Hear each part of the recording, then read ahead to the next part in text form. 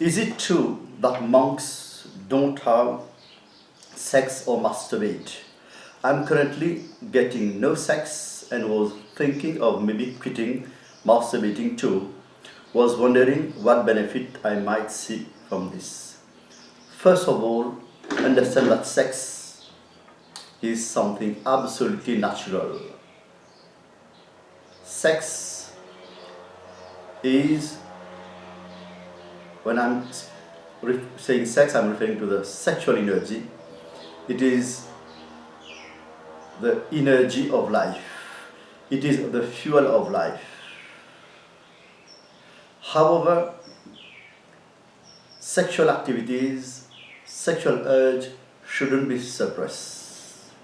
If you suppress sex, whether it is masturbation or other sexual activities, it means that you will destroy the possibility of the first chakra. And when you destroy that possibility, then there is no possibility for your meditation to flower. There is no possibility for your heart to flourish. There is no possibility for your consciousness to expand. Having said that, my understanding is that an individual, if he feels so, I repeat, only if he feels it, should go into sex, indulge in it, enjoy it without any sense of guilt, know it fully, experience it with love, with detachment, then go beyond it. During our life, we produce a great amount of sexual energy. But the greatest truth regarding our sexual energy is that the sexual energy can fuel our mind for the purpose of higher consciousness, for the purpose of meditation. Which means that there is no problem in enjoying sex, provided we don't abuse of it, provided it doesn't become a habit, provided it doesn't become an obsession. Go into sex, enjoy it, but then go beyond it. Don't exaggerate, don't go into the extremes. That is extremely important. In fact, it is the sex energy, when transformed, that is called Kundalini. Kundalini means sexual energy transformed. It goes through the centralis canalis, through your vertebral column, through the Sushumna Nadi. It energizes, it activates the vortices, or what you call chakra, and then the individual, the aspirant, experiences higher level of consciousness, expansion of consciousness, until eventually and ultimately the crown chakra is activated and the individual experiences nirvana or samadhi. So now, the question whether monks don't have sex or masturbate. Now that is a very sad state of affair, that it has been put into the mind of people that sex is something, sexual activity, having sex like masturbating, sexual relationship is something not good for spiritual evolution. Some religion, some people even think that it is a sin. That is absolutely absurd. Even if you are a monk, the question of suppressing sex shouldn't pose. But as I say, that should come as a choice.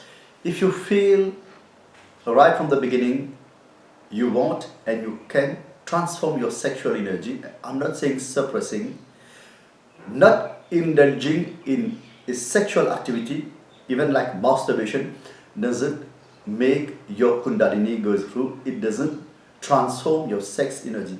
On the contrary, it could be a suppression. So just be very careful about it. It should become something very natural, even to indulge in sex or even to transcend your sexual energy. That has to be clearly understood. So masturbation is something very personal. It is a sexual activity.